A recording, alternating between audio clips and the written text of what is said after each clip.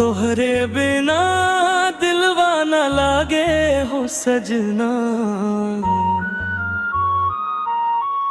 रात दिन तोहरे सपना जागे हो सजना।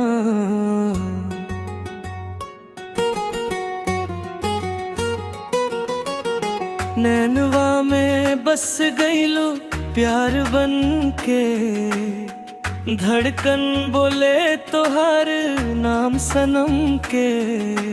तोहरे बिना सुन लगे संसार, दिलवा करे बस तो से प्यार। आजा बलमुआ बाहों में आ, अब न दूर रही हा हमसे जरा। जब से मिल लूं तू राह में, चैन गइल दिल के चाह में। हंसी तोहार चांद से प्यारी,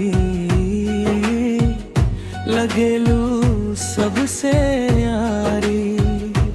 बोलिया तो हर मिश्री घोले, सुनते दिलवा धीरे डोले। सांस सांस में बसल बाड़ू, हमरा जिंदगी के आस बाड़ू।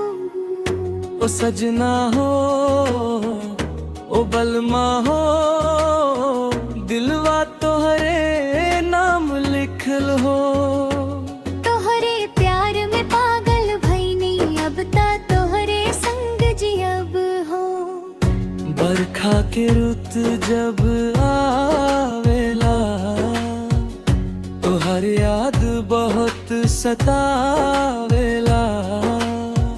भिंजल चुनरिया भिंजल मनवा, तोहरे खातिर धड़के परनवा। रिमझिम पानी गीत सुनावे, तोहरे प्यार के रंग चढ़ावे। हाथ पकड़ के साथ निभैहा, कभी अकेला मत छोड़ी हा। चंदा भी शर्माई तोहरा आगे, दिलवा हरदम तोहके मांगे। गोर गोर मुखड़ा प्यारा लागे, देख के मनवा बेकाबू भागे। सपना में रोज तू आवेलू, धीरे रे धीरे मुस्कावेलू। तोहरे बिना नींद ना आवे, दिलवा बस तोहके चाहे। ओ सजना हो ओ बलमा हो, दिलवा तोहरे नाम लिखल हो। तोहरे प्यार में पागल भईनी, अब ता तोहरे संग जियब हो।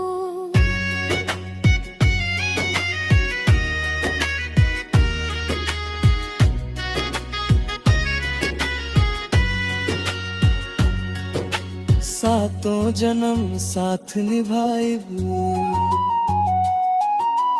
प्यार के दीप हमेशा जलाएबू। दुख सुख में साथ रहब हम, तोहरे खातिर सब सहब हम। दिल के हर धड़कन तू बाड़ू, जिए के वजह तू बाड़ू। तोहरे बिना सब अधूरा, तू ही लगेलू सबसे पूरा। तोहरे बिना दिलवा न लागे हो सजना,